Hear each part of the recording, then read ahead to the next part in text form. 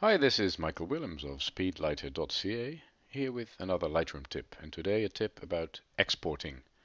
Exporting to make images like, for example, this one of a charming looking zombie, that would be me, and it's a nice export. It's got a frame around it and it's got a logo in the frame and so on. So that's the kind of export I want to make, and I want to know how to make. So let's go into Lightroom.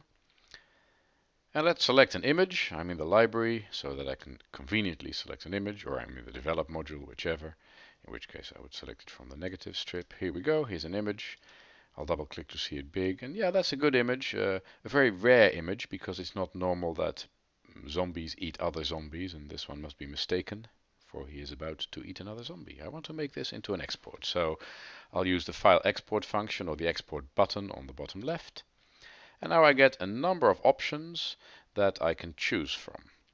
And these are first the Lightroom presets, which I've never used and I never will, and then my own. So let me select one and I'll show you how it works and what's in it. First of all, I've selected one that I call 1024 Fancy Frame Horizontal, so it's a 1024 pixel wide picture with a nice frame around it. And I'm going to export it to my hard drive, a specific folder, and that folder being the desktop.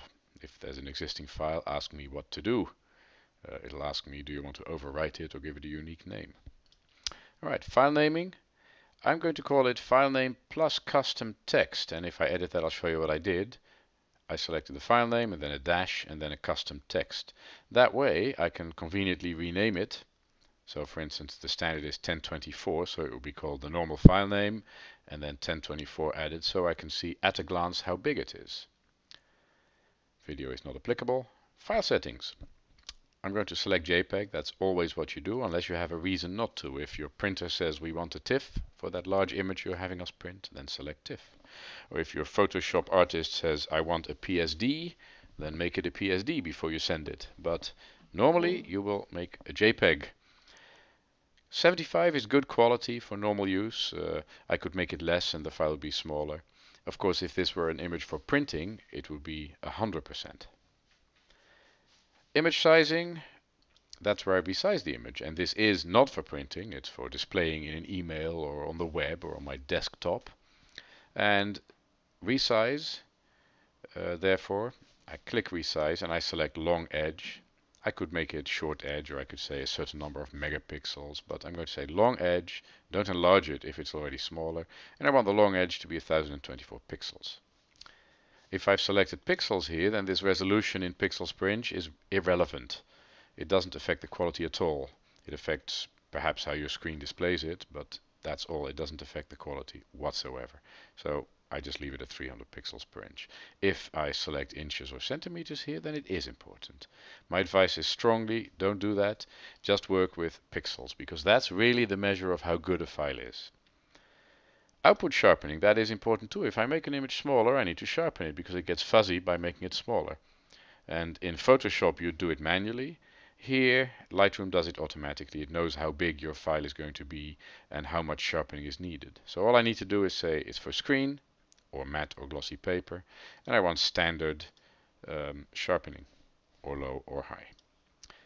And then metadata, the metadata embedded in my file, I just included all except the location info. I could take it all out except for the copyright info, but I don't care if people know what aperture I used. Watermarking, not important here. And then I have a plugin that I added to Lightroom. That's the secret to these beautiful frames. The plugin is called LR Mogrify. Here it is, LR Mogrify. Go get it on the internet, pay a couple of bucks and add it by going to the plugin manager and pressing add. That's what you do. There's lots of cool plugins. Alright, and now I have my Mogrify options, namely Mogrify outer borders, and I have first a 1 pixel border on every side, identical borders. That's dark gray. Then a 22 pixel border that is white. Then let me go down, a 1 pixel dark gray border. Then a 62 pixel white border, and then finally a 1 pixel black border. So that's my frame. And then graphical watermarks. That's what Mogrify allows you to do. Now I can say I have a file, it's stored somewhere here. It's my logo. I want that logo not inside the picture but outside. I want it in the frame. And I want it in the middle, at the bottom. And I want it, let's say, 22% of the width of the image. And I want it vertically inset by 37 pixels. This is trial and error. Start with these values and you get something good. And the overlay mode is normal. I don't need to combine it with the picture. It just sits on top of the picture. And then I do export. And it says on the top left that it's exporting that one file. So let's go and have a look on the desktop. And there it is. Let me double click. And sure enough, it's a nice image with the correct size, the correct frame around it, and so on. So that's how you do that. Now it's important to realize in Lightroom a frame is something temporary. Correction, an export is something temporary.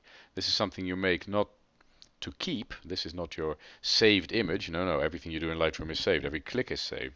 But this is a particular export for a particular use. I might want to send this in an email or put it on my website, for example. Well, then this would be an appropriate size. So I send in the email, I put it on the website, whatever I do, and then I delete this image and the other one because they are in essence temporary items. Alright, that's a tip for you about Lightroom. Remember, there are more tips on speedlighter.ca where I blog every day. There's something for someone every day, aimed at everyone from pros to beginners. Enjoy and see you on speedlighter.ca.